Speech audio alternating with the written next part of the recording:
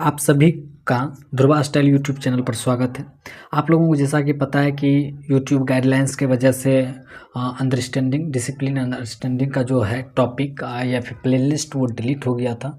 आप लोगों को बीएड के फर्स्ट ईयर फर्स्ट सेमेस्टर के जितने भी टॉपिक हैं वो सिलेबस पूरी तरह से कवर कर दिया गया है। आप यूट्यूब में मेरे यूट्यूब चैनल के प्लेलिस्ट में जाके देख सकते हैं। बट कुछ वीडियोज़ डिलीट हो जाने के कारण मैं फिर से वीडियोज़ बनाने की शुरुआत किया हूँ। अगर आप लोग बीएड कर रहे हैं, फर्स्ट ईयर के स्टूडेंट हैं, तो अवश्य इस वीडियो को देख के अच्छी तरह से समझ पाएंगे कि क्या क्या आपको पढ़ने की ज़रूरत है। तो ये अंडरस्टैंडिंग एंड डिसिप्लिन के अंतर्गत जो आता है, अंडरस्टैंडिंग डिसिप्लिन एंड सब्जेक्ट के अंतर्गत जो आता है वो मैं सारे वीडियोज़ कवर कर दिया हूँ। ये लास्ट टॉपिक है क्योंकि मैं वो इम्पोर्टेंट चीज़ ही आप लोगों को पढ़ा रहा हूँ, बता रहा हूँ, जो कि आपके एग्ज़ाम पॉइंट ऑफ व्यू से इम्पोर्टेंट है। वैसे मैं किताब की तरह हर टॉपिक को, हर क्वेश्चन को डिस्कस तो मैं कर नहीं सकता। अगर मैं वही कर दूं तो फिर बुक की क्या ज़रूरत है। तो आप लोग ये एग्ज़ाम पॉइंट ऑफ व्यू के दृष्टिकोण से आप देख सकते हैं, पढ़ सकते हैं, जो कि इम्पोर्टेंट है। मैं सभी वीडियोज़ आप लोगों के लिए प्रोवाइड कर चुका। अगर आप लोग सेकेंड ईयर में गए हैं तो सेकेंड ईयर की वीडियो भी धीरे धीरे बन जाएगी और बन रही है, स्टार्ट हो गई है।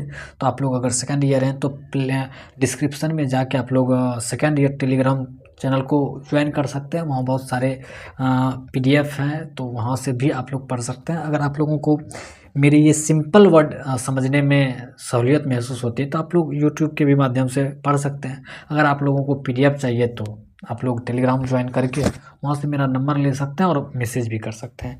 तो इस तरह से आज हम लोग देखेंगे जो हम लोगों का लास्ट टॉपिक है, a criteria of selection a good textbook. क्या क्राइटेरिया होना चाहिए मेरे चुनने का, गुड बुक्स मतलब अच्छे बुक्स का चुनाव किस प्रकार से होना चाहिए। तो मैं वो चीज़ों को डिस्कस करेंगे जो कि आपके बीएड पॉइंट ऑफ व्यू से बहुत ही महत्वपूर्ण है। तो चलिए स्टार्ट करते हैं। एक अच्छी पुस्तक, पाठ्यक्रम पुस्तक का जो चयन है वो किस तरह होना चाहिए। प्रस्तावना। एक फ्रांसीसी जे ब्राउन ने अपनी पुस्तक शैक्षणिक समाज विज्ञान में लिखा है कि पाठ्यक्रम उन समग्र स्थितियों का समूह है जिसकी सहायता से शिक्षक तथा विद्यालय प्रशासक उन सभी बालक तथा नवयुवकों के व्यवहार में परिवर्तन लाते हैं जो विद्यालय से होकर गुजरती है। किसके अनुसार?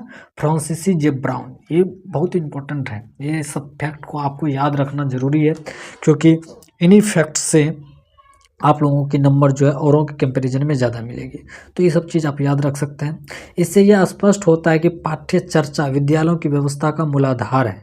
शिक्षा की संपूर्ण गतिविधि पाठ्य चर्चा पर ही केंद्रित होती है। पाठ्य चर्चा में शिक्षण के उद्देश्यों की प्राप्ति होती है। शिक्षक और शिक्षार्थी जो होते हैं पाठ्य चर्चा को केंद्र में रखकर विचारों का आदान प्रदान द्वारा किसी चीज़ को सीखते हैं। क्या होता है ना कि टीचर बच्चों के साथ बातचीत करते हैं और बातों को समझाते हैं, बुक के माध्यम से उनके सिलेबस को पढ़ाते हैं। तो ये आदान प्रदान का जो क्रिया है वो सीखने का सबसे महत्वपूर्ण व्यवहार है, क्रिया है। ठीक है, इस तरह से पाठ्यचर्या से ही छात्र जीवन में कलाम पारंगत होते हैं और योजना का निर्माण छात्रों की उपलब्धि का मूल्यांकन कराने का दिशा निर्देश प्राप्त होता है। इस तरह से आप लोग समझ सकते हैं कि अच्छी पुस्तक का चयन इस आधार पे भी हो सकता है कि आप उस आधार पे पुस्तक का चयन करें जिससे आप आसानी से पढ़ सकें, समझ सकें। ठीक है, पुस्तक लेने का क्या मतलब होता है? पहला, ज्ञान का अर्जन तो वो तो जरूरत है, और लेकिन अच्छे पुस्तक खरीदने का एक ही मीनिंग है कि मैं जो भी पढूं अच्छे से समझ में आ जाए। नेक्स्ट देखेंगे पाठ्य पुस्तक का अर्थ। शैक्षणिक एवं शैक्षणिक संस्थानों द्वारा किसी कक्षा के लिए या किसी विशेष कोर्स के लिए पढ़ाई हेतु निर्धारित की गई ऐसी पुस्तक जिसमें पाठ्यक्रम के अनुसार विषय तथा जानकारी को छापा जाता है, पाठ्य पुस्तक कहलाती है। तथा कुछ समय अंतराल के बाद इन पुस्तकों को पढ़ाई जाती है तथा कुछ समय अंतराल के बाद इन पुस्तकों के आधार पर परीक्षा करवाई जाती है जिसमें उत्तीर्ण होने के पश्चात ही विद्यार्थियों को अगली कक्षा में भेजा जाता है। सिंपल सी बात है कि अगर आप किसी रूम में हैं तो आपको एक क्लास को क्वालिफाई के उसके एग्ज़ाम को दे के नेक्स्ट क्लास में जाना पड़ता है। पाठ्य पुस्तक की क्या परिभाषा होना चाहिए? पाठ्य पुस्तक की परिभाषित करते हुए लिखा है कि यह विशेषज्ञों द्वारा सावधानी के साथ तैयार की जाती है। यह शिक्षण युक्तियों में भी सुसज्जित होती है। ऑल द बेस्ट का कहना है पाठ्य पुस्तक शिक्षण अभिप्रायों के लिए व्यवस्थित प्रजातीय चिंतन का एक अभिलेख है। लॉन्ग ने अपनी पुस्तक को परिभाषित करते हुए लिखा है कि किसी शाखा की एक प्रमाणिक पुस्तक होती है, ठीक है, किसी शाखा की एक प्रमाणिक पुस्तक होती है। वस्तुतः पाठ्य पुस्तक या अधिगम साधन है जिसका प्रयोग विद्यालय तथा कॉलेज में शिक्षण कार्यक्रम को परिपूर्ण करने के लिए किया जाता है। सिंपल सी बात है, ये सब चीज़ एक ही चीज़ मैं आपको इसलिए बताने का समझाने का कोशिश कर रहा हूँ। पाठ्य पुस्तक क्या है, आपके जो सिलेबस है उनके अनुसार जो पाठ्य पुस्तक होना उसमें विद्यालयों और कॉलेजों में पढ़ाया जाता है, उनको परिपूर्ण करवाया जाता है। उस बेसिस पे आप एग्ज़ाम देते हैं और क्वालिफाई करते हैं। और जो एग्ज़ाम क्वालिफाई का जो प्रोसीजर है, ये जो प्रोसेस होके पूरा क्वालिफाई तक का प्रोसीजर है, इसमें बहुत चीज़ आपको सीखने को मिलती है और आपको सिखाना है। महत्वपूर्ण है कि आप कुछ चीज़ों को समझ जाएं, सीख जाएं, वही तो ज़रूरत है। इसी तरह एक दार्शनिक हुए बेकन, उनके अनुसार है कि पाठ्य पुस्तक विद्यालय कक्षा हेतु छात्र एवं शिक्षक के उपयोग हेतु विशेष रूप से संबंधित विषयों को पाठ्य पुस्तकों में प्रस्तुत किया जाता है। पाठ्य पुस्तकों का महत्व के बारे में अगर हम लोग डिस्कस करें तो इस तरह से कर सकते हैं। शिक्षक के लिए आवश्यक एवं महत्व। पाठ्यचर्या से शिक्षक अपने शिक्षण से स्वरूप को निर्धारण और शिक्षण के संचालन तथा छात्र की उपलब्धि को जानने एवं समझने का अवसर मिलता है। पाठ्यचर्या में शिक्षक अपने शिक्षण की विधि का चयन करने में समर्थ होता है और छात्र को उचित प्रकार से पद प्रदर्शन करने तथा सीखने हेतु तत्पर बनाता है। किसका काम है? शिक्षक का काम है किस तरह से बच्चों को पढ़ाए लिखाएं ताकि वह सीखने के लिए तत्पर हो सके। सेकंड हम लोग देखेंगे शिक्षार्थी के लिए आवश्यकता एवं महत्व। पाठ्यचर्या की आवश्यकता एवं महत्व शिक्षार्थी के लिए अधिक है। शिक्षार्थी को इससे अपनी शिक्षा के उद्देश्य को पूरा करने में मदद मिलती है। छात्रों को पाठ्यचर्या से पूर्व तैयारी का अवसर मिलता है तथा वे जानने में समर्थ होते हैं कि अमुक विषय में कितना तथ्य पढ़ना है। सिलेबस तो यही बताता है ना कि आपको ये चीज़ पढ़ना है और कितना पढ़ना है। अर्थात पाठ्यचर्या के आधार पर शिक्षार्थी अपनी अध्ययन योजना बनाते हैं। आप भी तो बनाते होंगे ना रूटीन की, मुझे इस दिन ये सब्जेक्ट पढ़ना है ताकि सिलेबस खत्म हो पाए। योजना बनाते तो उस पर चलकर सफलता प्राप्त कर लेते हैं। कितना सिंपल, अपने शब्दों में सब चीज़ को आप इंक्लूड कर सकते हो। कोई ज़रूरत नहीं है कि किताब की भारी भरकम शब्दों का यूज करें। कितना सिंपल वे मैं आप लोगों को समझाने का मैं कोशिश कर रहा हूँ कि पाठ्यक्रम एक सिलेबस का क्या मीनिंग है कि मैं उसको देखूँ, उसके अनुसार योजना बनाऊँ, रूटीन फॉलो करूँ और उसको पढ़ के अपने सफल हो पाऊँ। सिंपल बात है। इसकी नेक्स्ट का बात है समाज के लिए आवश्यकता एवं महत्व। ठीक है, इस समाज में क्या ज़रूरत है उनके बारे में हम लोग डिस्कस करेंगे। पाठ्यचर्या समाज को भी लाभ पहुँचता है। समाज पाठ्यचर्या द्वारा नवीन मंतव्यों को जानता तथा उनके अनुरूप अपनी जीवन शैली और मान्यताओं को समय सापेक्ष बनाता है। पाठ्यचर्या से ही समाज में पारंपरिक मान्यताओं के स्थान पर परिवर्तित मान्यताओं का वंशन होता है मतलब विकास होता है।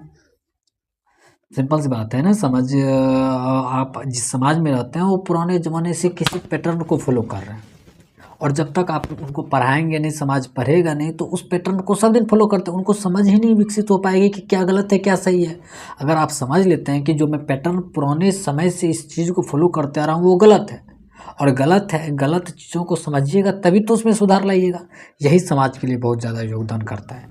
कारण यह है कि विद्यालय जीवन में पाठ्यचर्या में निहित नवीन मान्यताओं तथा तथ्यों को सीखने के बाद जब बालक विद्यालय जीवन से निकलकर सामाजिक जीवन में पदार्पण करता है तो वह समाज के कुछ नवीनता युक्त मंतव्य देते हैं। वो बताते हैं कि क्या गलत और क्या सही है। ठीक है, नेक्स्ट फोर्थ पॉइंट हम लोग देखेंगे सांस्कृतिक उन्नयन हेतु आवश्यकताओं। सांस्कृतिक उन्नति में किस तरह से उपयोग होता है। समाज एवं संस्कृति के उन्नयन तथ्यों को पाठ्यक्रम स्थान दिया जाता है। यह तथ्यों के शिक्षा एवं समाज दोनों को उन्नयन में महत्वपूर्ण भूमिका अदा करते हैं। पाठ्यचर्या में सांस्कृतिक मूल्यों की सीख प्राप्त करके विद्यार्थी अपने सांस्कृतिक एवं सभ्यता की विशिष्ट मौलिकता करने एवं अकर्ण्य कर्तव्यों, जीवन आदर्शों का ज्ञान एवं सृजनात्मक प्रतिभा द्वारा सांस्कृतिक विरासत की रक्षा और उनके उन्नयन हेतु समर्पित होकर कार्य करते हैं। सांस्कृतिक जो विरासत होते हैं, जो पुराने समय में बनाए गए विरासत हैं, उनका संरक्षण भी करता है। अगर आप समझेंगे कि क्या महत्व है उनकी तो आप स्वयं उनके बारे में सोचेंगे।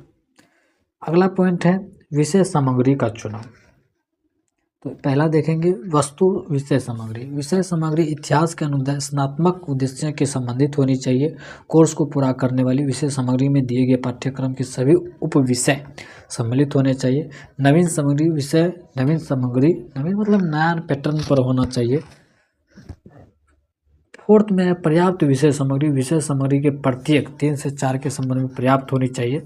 विश्वसनीय सामग्री विषय सामग्री के प्रत्येक उप विषय के संबंध में विश्वसनीय मतलब इस पे बिलीव होना चाहिए। निरंतर तथा संतुलन पुस्तक के विशेष उपविषय में निरंतरता तथा संतुलन स्थापित किया जाना चाहिए। इस तरह से आप लोग लिख सकते हैं, समझा सकते हैं पॉइंट वाइज, जिस तरह मैंने पॉइंट वाइज इस चीज़ों को लिखा है। अब विषय सामग्री का प्रस्तुतिकरण कैसे होता है उसको देखते हैं। तो आप लोग एक किताब निकालें, अब देखिएगा प्रस्तुतिकरण। पहले तो उपर्युक्त शीर्षक दिया जाता है, उसके बाद अध्यायों के शीर्षक उपयुक्त होनी चाहिए, वैसा होना चाहिए। प्रेरणा प्रद प्रस्तुतिकरण होना चाहिए। प्रस्तुतिकरण का आगे का अध्ययन के लिए प्रेरणादायक होना चाहिए कि हाँ आगे आप प्रेरित हो सके कि आगे मुझे क्या पढ़ना है। रुचिकर तथा रचनात्मक बनावट विषय सामग्री इससे प्रस्तुत की जानी चाहिए ताकि यह विद्यार्थियों की रुचि को बनाए रखे। ठीक है। फोर्थ में पर्याप्त शब्दावली प्रस्तुतिकरण में पाठ्यक्रम में संबंधित पर्याप्त शब्दावली होना चाहिए। फिफ्थ में है पूर्ति के पर्याप्त प्रबंधन, इससे पूर्ति तथा प्रयोग द्वारा अधिगम की गई मदों पर पर्याप्त प्रबंधन प्रदान करना चाहिए। पुस्तक का आधार क्या होता है उसको देख लेते हैं।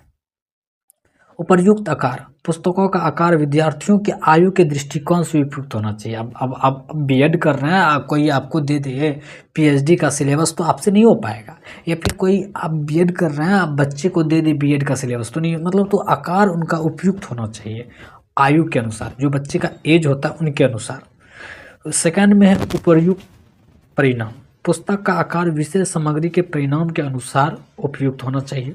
प्रकाशित नमूना, उपर्युक्त लंबाई, पंक्ति की लंबाई इस प्रकार की होनी चाहिए जिसे विद्यार्थियों द्वारा आसानी से पढ़ा जा सके। ये नहीं कि लंबी लंबी लाइनें लिख दिए हैं समझ में नहीं आ रही है तो कुछ पैराग्राफ चेंज करके, जैसे आप लोगों को पॉइंट वाइज मैं समझा रहा हूँ पढ़ा रहा हूँ तो आप लोगों को भी अच्छा पढ़ने में लग रहा है। अगर मैं लंबा चौड़ा लिख दूँ और पढ़ रहा हूँ आपको भी नहीं मज़ा आएगा, हमको भी नहीं आएगा। तो इसलिए इस तरह से आप लोग बनाएं, इस तरह से यही बताया जा रहा है कि प्रकाशित कैसे किया जाना चाहिए ताकि बच्चों को किसी भी स्टूडेंट को पढ़ने में अच्छा लगे, तो ये बताया जा रहा है। तो और ये चीज़ ऐसा नहीं है कि मेरा जो लिखा हुआ पॉइंट उसी पे आप डिस्कस करें। आपको अगर कोई चीज़ पूछता है तो आप अपने रियल लाइफ में जो देखते हैं उसी चीज़ को लिखना होता है, वो अलग से कोई चीज़ नहीं है। आप इस एबल हो चुके हैं, बीएड कर रहे हैं तो आप परिपक्व, आप मैच्योरिटी आपके अंदर आ चुकी होगी, किसी चीज़ को कैसे हम लिख सकते हैं। तो इस तरह से मैं आपको बताना चाहता हूँ कि आप अपने शब्दों में भी लिख के क्वालिफाई कर सकते हैं। उपर्युक्त किस्म, अध्ययन के शीर्षक, उपशीर्षक, नोट्स आदि के आकार पर विद्यार्थियों द्वारा आसानी से पढ़ा जा सके। इसकी विशेषता देखते हैं। पाठ्य पुस्तक की जो विशेषता है उनके बारे में थोड़ा सा डिस्कस करते हैं। अच्छी पुस्तकों में निम्नलिखित विशेषता होनी चाहिए। क्या क्या होनी चाहिए? तो नेक्स्ट, एक पुस्तक जो होता है मनोवैज्ञानिक शैली में लिखी होनी चाहिए। पुस्तक का लेखक अनुभवी एवं पारंगत व्यक्ति होनी चाहिए। पुस्तक का मूल्य भी उचित होना चाहिए, ऐसा नहीं कि बहुत ज़्यादा कॉस्टली हम ले ही नहीं पाए, खरीद ही नहीं पाए। पुस्तक में विषय सूची और अंत में अनुक्रमिकता भी होनी चाहिए। पुस्तक देखने में सुंदर होनी चाहिए। पुस्तक की छपाई आवश्यक रूप से स्पष्ट होनी चाहिए। पुस्तक में चित्र, रेखाचित्र, ग्राफ, मानचित्र, उदाहरण आदि बालकों के स्तर के अनुसार अनुकूल होनी चाहिए। पाठ्य पुस्तक जो है विद्यार्थियों के मस्तिष्क में तर्कसंगत ढंग से विचार करने की आदत का विकास करने में सहायक हो सके। अगर ये सब चीज़ आप देखना चाहते हैं ना, एनसीईआरटी की बुक का है, एनसीईआरटी के जितने भी बुक्स आप पढ़ेंगे ना, ये सब चीज़ आपको देखने को मिल जाएगा और उस चीज़ को आप लिख सकते हैं। ये सब चीज़ों का ध्यान रखा जाता है एनसीईआरटी में। और ये जो रेफरेंस बुक आप लोग पढ़ते हैं इसमें कुछ नहीं है, बस छाप दिया है, पढ़ते जाओ। एनसीईआरटी के बुक को अगर आप उल्टा के अभी भी देखोगे तो जो मैं आपको ये पॉइंट वाइज समझा रहा हूँ ना, वो चीज़ आपको देखने को मिलेगा वहाँ। इस तरह से पाठ्य पुस्तक बालकों को नियमित अध्ययन की आदत का भी विकास करता है। कुछ दोस्त भी होते हैं, हर अच्छाई के पीछे कुछ ना कुछ बुराई भी होती है, तो इनके दोस्त के बारे में देख लेते हैं, इनके क्या क्या दोष हैं। पाठ्य पुस्तकों की दोष माध्यमिक स्तर पर अधिक गंभीर है। पाठ्य पुस्तकों की समस्या पाठ्यक्रम से संबंधित है, क्योंकि पाठ्य पुस्तक पाठ्यक्रम के अनुसार लिखी जाती है। यदि पाठ्यक्रम में बहुत कुछ दोष हो तो ये कमियां पाठ्य पुस्तकों में भी आ जाती है। अंग्रेजी के स्थान पर प्रांतीय भाषाओं का अनुदेशन माध्यम बना देने से पाठ्य पुस्तक के पाठ्यक्रम का स्तर और भी गिर गया है। यहाँ तक कि पाठ्य पुस्तक कमेटी भी अच्छी पाठ्य पुस्तकों का समझदारी पूर्ण चयन नहीं करती है। माध्यमिक शिक्षा आयोग द्वारा पाठ्य पुस्तकों को निम्न दोष बताए गए थे। माध्यमिक शिक्षा आयोग का जब गठन किया गया था, उसने बताया था कि एक पुस्तक में क्या क्या खामियां हैं। उसके अनुसार जहाँ अगर बात किया जाए तो पहला है, पाठ्य पुस्तकों का उपयुक्त स्तर नहीं है, क्योंकि इनमें से कुछ कठिन या कुछ बहुत साधारण है, या तो बहुत हार्ड है, बहुत सिंपल है, तो ये हो गया। दूसरा, त्रुटिपूर्ण भाषा का इस्तेमाल किया गया, उसमें गलत यूज किया गया है। थर्ड में पाठ्य पुस्तकों के चयन में व्यर्थ के तथ्यों को रखा जाता है। बिना फालतू के तथ्यों को यूज अगर किया जाए तो स्टूडेंट के लिए जो यूज नहीं है तो उस तथ्यों को क्यों इंक्लूड किया जाए। फोर्थ में अच्छे कागज़ का प्रयोग नहीं करना। कागज़ पतला सा दे दिया, फट गया, चिर गया, तो कागज़ भी अच्छा लगता है तो पढ़ने में अच्छा लगता है। फिफ्थ में असंतोषजनक प्रकाशन, शब्द विन्यास में असंख्य त्रुटियों, प्रिंट में त्रुटियों, ये सब चीज़ों का उसने दिया था। अब इसके निष्कर्षण का बात किया जाए तो इस निष्कर्षण को भी देख लेते हैं। प्रस्तुत पाठ्य पुस्तक माला सारांश की नवनिर्मित पुस्तकों में नई शिक्षा नीति में संस्तुति दृष्टिकोण को क्रियान्वित करने का भरपूर प्रयास किया गया है। इन पुस्तकों में आज के परिवर्तित परिवेश प्रयास किया गया। इन पुस्तकों में आज के परिवर्तित परिवेश में प्राथमिक कक्षा 1 से 5, माध्यमिक स्तर 6 से 8 के बच्चों को रुचि एवं बौद्धिक क्षमता का ध्यान रखकर रुचिकर और ज्ञानवर्धक पाठ्य सामग्री का चयन किया गया है। आप लोगों को बता दूं, जो ये NEP न्यू एजुकेशनल पॉलिसी नई शिक्षा नीति 2020 लागू किया गया है, इसमें बहुत चीज़ों को ध्यान में रख के बनाया जा रहा है, जो कि बच्चों के लिए बहुत ज़्यादा अच्छा है। आप लोग भी जब टीचर बन के पढ़ाइएगा तो वो न्यू एजुकेशनल पॉलिसी के अंतर्गत जो बुक आएगी वही पढ़ाने को मिलेगा और आप लोगों को अच्छा एक्सपीरियंस मिलेगा पढ़ाने का। और उस समय मेरी बात याद आएगी कि हाँ, कभी मुझे कुछ सीखने को मिला था कि हाँ, कुछ ना कुछ बदलाव होने वाली है। इस तरह से इन पाठ्य पुस्तकों में हिंदी साहित्य की लगभग सभी महत्वपूर्ण विद्यार्थियों को समाविष्ट किया गया है। ये पाठ्य पुस्तक बच्चों को मानसिक दबाव से मुक्त कर उनकी सृजनात्मक क्षमता का विकसित करने में सहायक सिद्ध होगी तथा उन्हें नैतिक एवं मानवीय मूल्यों के प्रति भी आस्थावान बनाएगी। प्रत्येक पाठ के अंत में शब्दार्थ के हिंदी अंग्रेजी पर्याय छात्रों की अधिग्रहण क्षमता को बढ़ाने में सहायक होंगे। इस तरह से हम लोग इन चीज़ों को समझ पाए और देख पाए कि क्या क्या इम्पोर्टेंट है। तो आप लोगों से भी रिक्वेस्ट है कि आप लोग नोट्स ज़रूर बनाएं, और ताकि एग्ज़ाम देने से पहले अगर आप नोट्स बनाते हैं और एग्ज़ाम टाइम में एक बार रिवीजन कर लेते हैं तो अब बहुत ज़्यादा यूज़फुल हो पाएगा। तो इस तरह से ये लेक्चर यहाँ पे समाप्त होता है, और आप लोगों से रिक्वेस्ट है कि आप कमेंट कर ज़रूर बताएं कि आपको ये वीडियोज़ कैसी लगे। अगर आपको अच्छा लगता है, अगर कुछ लगता है, कुछ सीखने को मिला, जानने को मिला, या फिर आने वाली वीडियोज़ को आप देखना चाहते हैं तो इस चैनल को अवश्य सब्सक्राइब करना, आप लोगों के लिए महत्वपूर्ण है। सो धन्यवाद आप सभी का, आप लोग लास्ट तक बने रहें।